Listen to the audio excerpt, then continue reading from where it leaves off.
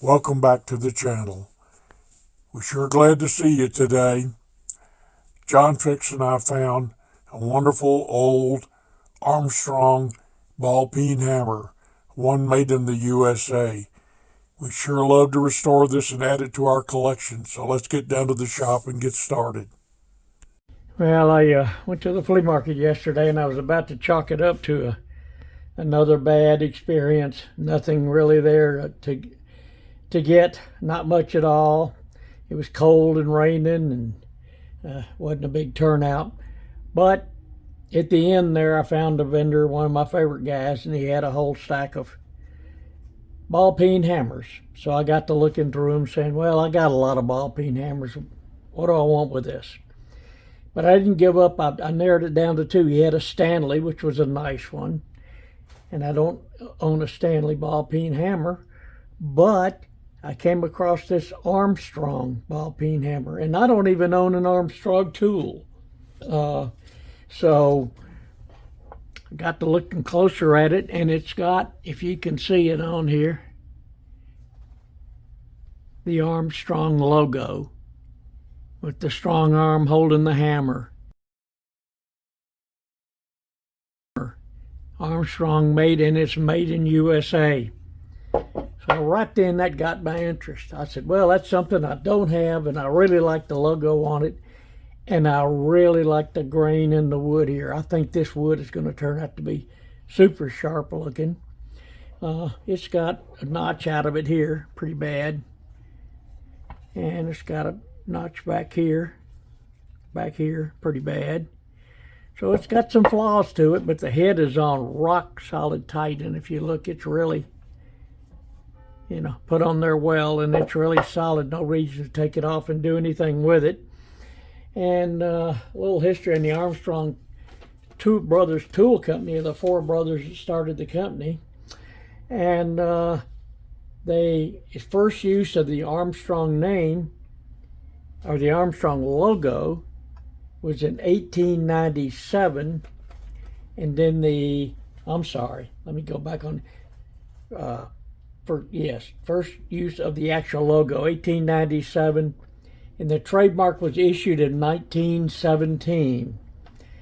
Also in 1957, they came up with an alloy steel called Armalloy, which means they're special alloy steel.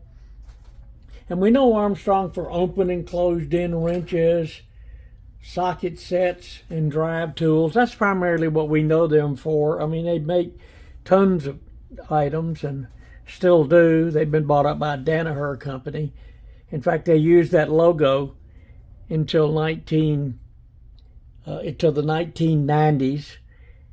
And at that time, they discontinued use of the Armstrong logo on there. So I can't find when this ball peen hammer was made. I looked at their whole history, but I do know it was made in USA, and I do know it had the logo, so it was before 1990 and after 1897. So that gives me 100 years to look at. Somewhere along the way of 100 years, this hammer was made, and but it's a nice hammer. I weighed it. It weighs with the handle 46 ounces. I knew this is a pretty good size head on it. And I'm guessing, because this is a pretty good size handle, taking 10 ounces for that, the head's probably a 36 ounce, which is would fit in the range of a standard size on that. It does have, well, on the back it's got a 190, looks like 195 for a number. But that looks like something that was stamped on there. That wasn't part of the hammer, I don't think. I'm going to research that. And here it just says wear safety goggles.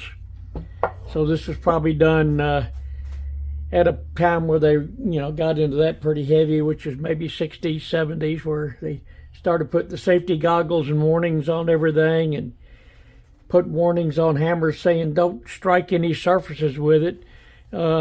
Like, what else are you going to do with a hammer? But I guess you were only supposed to hammer nails with it. Anyway, a ball peen hammer, I think you're going to strike some surfaces with it. Well, that's my story. That all I've got on the Armstrong so far. I am going to restore this and restore that handle. I think this is going to be a beautiful hammer. Here is a 1957 Armstrong catalog. In it, I found the ball peen hammer. It states that they're drop forged from selected steel, carefully heat treated for extra strength and durability. Handles are made of second growth white hickory and are clear lacquered and permanently wedged into the head.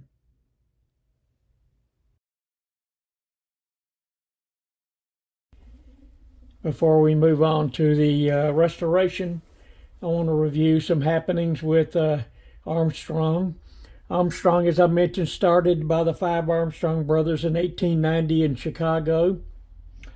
And in 1994, Danaher Tool Group acquired Armstrong. In 2010, Danaher Tool Group became part of Apex Tool Group. And in 2017, Apex laid off 170 workers in South Carolina and ceased production of Armstrong and Allen tools, basically leading to the last of one of the great brands made in the U.S. Everything moved to basically overseas. If you look for Armstrong tools now, it'll take you to the Apex site, and they'll tell you they can give you the same fine quality tools you were looking for in the Gear Wrench, Crescent, and Campbell brands. Not so, I don't think, but many people think that Armstrong is one of the best tools ever made. You'll find many mechanics that just swear by them and still do today, but it's the iconic brand is gone. But we'll take one of their tools and give it a new life today to preserve it. Okay, we're heading into the finish on this nice Armstrong hammer. And it may look a little strange, but what we're going to actually do is give this the same exact finish that the original hammer had. The handle has been scraped and sanded in preparation for the final, which is just going to be a lacquer coat. That's the way the hammer was done originally, to show that nice white hickory wood. The head of it, only the back here and the face were left shiny and unpainted. All the rest of the head, all the way around, was painted a black color. We do have the logo showing up very nice now. Armstrong, made in USA, with the Armstrong logo. On the back side it says wear safety goggles, with that Phantom 193 number somebody put on there. But we're going to make it, we're going to go ahead and I'm going to prime this, put a prime coat on it, and then I'm going to put the finish coat on it, because I want that head to look really nice, and a primer, filler primer on it really does a lot for the final product. So on to some painting.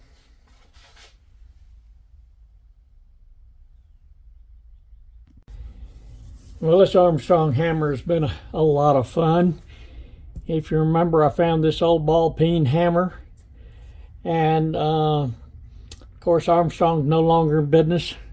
They got killed off by their new owner after over 100 years really dominating the market. But they no longer in existence. But I found this Armstrong ball peen hammer.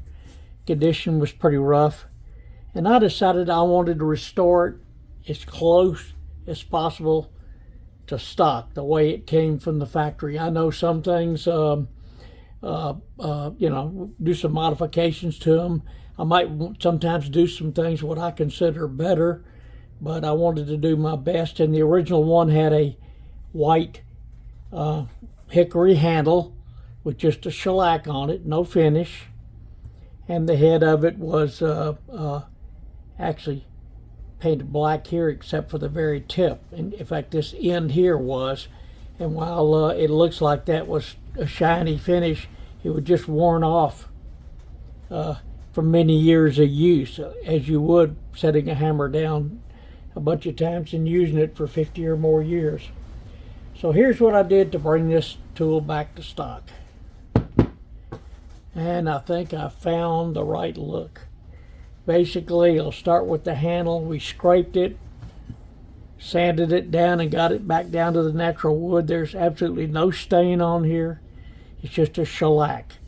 And it really shows off that nice hickory, white hickory wood handle. Look at that nice grain in there that showed up, which I didn't really see, and it didn't show up much till it was sanded. But it had a nice grain. But again, there's no stain. It's just a lacquer finish is what they put on the original hammer. The head of it, I mentioned, this is all black from end to end except for this very tip here and the face of the hammer. And as best I can tell, that's exactly the way the hammer was done. Even the top of it here was painted.